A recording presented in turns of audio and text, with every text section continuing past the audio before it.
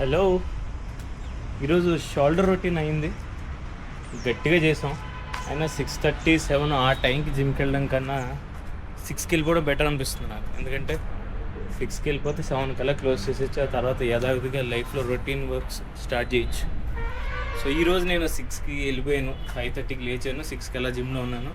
And then అప్పుడు నేను చేసినవి ఏం చేశానంటే ఈరోజు ఇంట్రెస్టింగ్గా ఫస్ట్ ఒక 60 జంపింగ్ జాక్స్ చేశాను. ఎల్లగానే లైట్గా స్ట్రెచెస్ చేసుకుని, అంటే కొంచెం బతుకుపోయినట్టు ఉంటుంది కదా.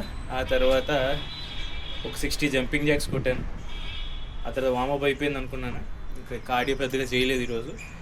Next shoulders, shoulder press right ఇలా చేస్తాం కదా 2 హ్యాండ్స్తో. షోల్డర్ ప్రెస్ చేశాను. ఆ తర్వాత బెంట్ ఓవర్ డంబుల్ రోస్ ఇలా చేస్తాం కదా, అది కూడా మీ రేర్ డెల్టాయిడ్ని టార్గెట్ చేస్తూ. దాని తర్వాత రివర్స్ పెక్టెక్ ఫ్లై, అంటే ఇట్లా అనమాట. ఇలా చేస్తాం కదా మనం. పెక్టెక్ ఫ్లై ముందు బటర్ఫ్లై చేస్తాం కదా, సేమ్ అదే వెనక్కి చేస్తాం ఇట్లా. అంటే మీ రేర్ డెల్టాయిడ్ని టార్గెట్ చేస్తూ చేస్తాం. సో అది చేసిన తర్వాత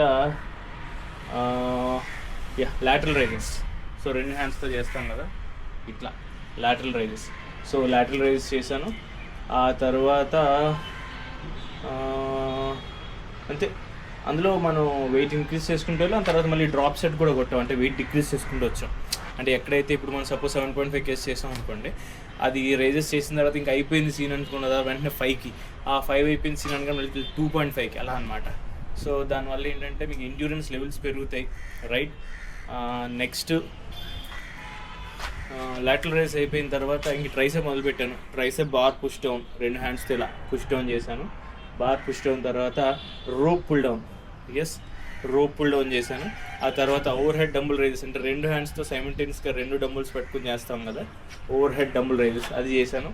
so that's how I ended my shoulders and tricep routine for today, right. చలో, మరొక ఇంట్రెస్టింగ్ రొటీన్తో మళ్ళీ కలుద్దాం. Until then take care, bye.